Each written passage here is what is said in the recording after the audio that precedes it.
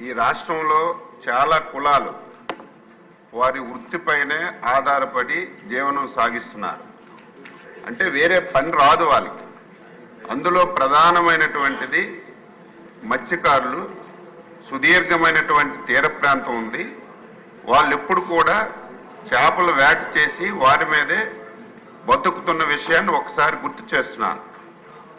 ఈ రాష్ట్రంలో 3325 చిన్న తరహా సాగునీటి చెరువులు ఉన్నాయి. 23,920 గ్రామ పంచాయతీ చెరువులు ఉన్నాయి.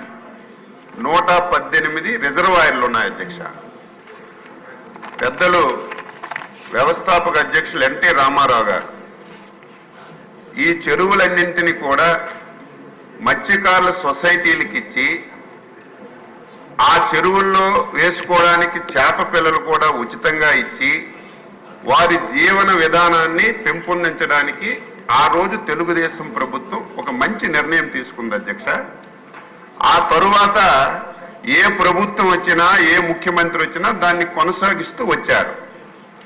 దురదృష్టవశాత్తు గత 5 సంవత్సరాలు ఈ రాష్ట్రంలో అన్ని వ్యవస్థలు చిన్న భిన్నమయ్యాయి. దాని గురించి నేను చెప్పదలుచుకోలేదు.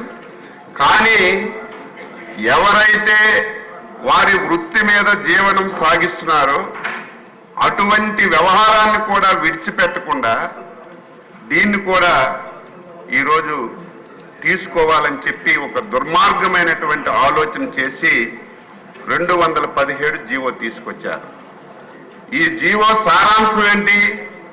ఈ చెరువులన్నీ కూడా ఆన్లైన్లో టెండర్లు పిలిచి సొసైటీలకు కాకుండా ఆ రోజు ఎవరైతే వైసీపీ నాయకులు ఉన్నారో వాళ్ళ కార్యకర్తలు ఉన్నారో వాళ్ళందరికీ ఈ చెరువులు కట్టబెట్టి మత్స్యకారుల జీవితాలతో ఆడుకోవాలని ఒక దుర్మార్గమైనటువంటి జీవోని తీసుకొచ్చారు. అధ్యక్ష, ఒకే తెలిసి జరిగిందో తెలియక జరిగిందో జీవో తీసుకొచ్చారు.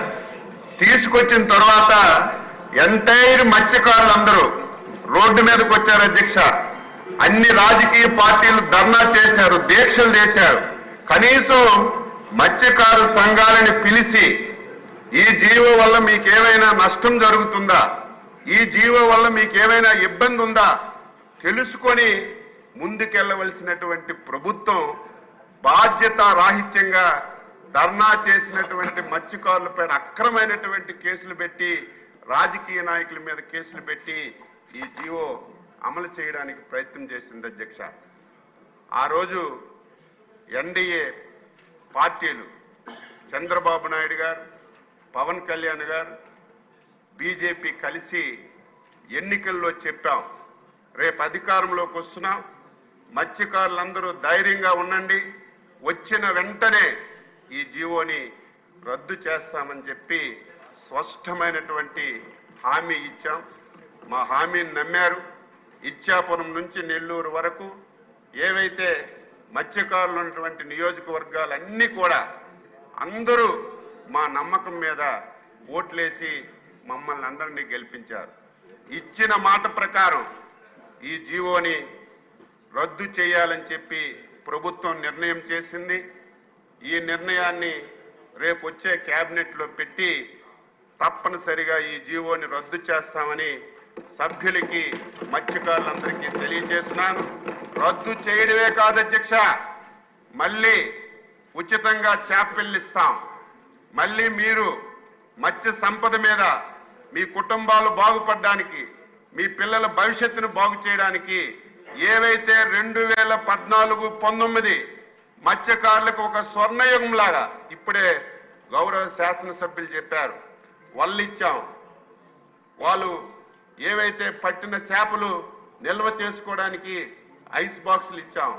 అవి తీసుకెళ్లి మార్కెట్లు అమ్మడానికి 2 వీలర్స్ ఇచ్చాం, 4 వీలర్స్ ఇచ్చాం, కోల్డ్ స్టోరేజ్లు పెట్టాం. కానీ గత 5 సంవత్సరాలు ఒక్కరికంటే ఒక్కరికి ఒక్క పైసా ఇవ్వలేదు. నేను మళ్ళీ అందరికీ హామీ ఇస్తున్నాను, ఆర్థికంగా చాలా సమస్యలు ఉన్నాయి.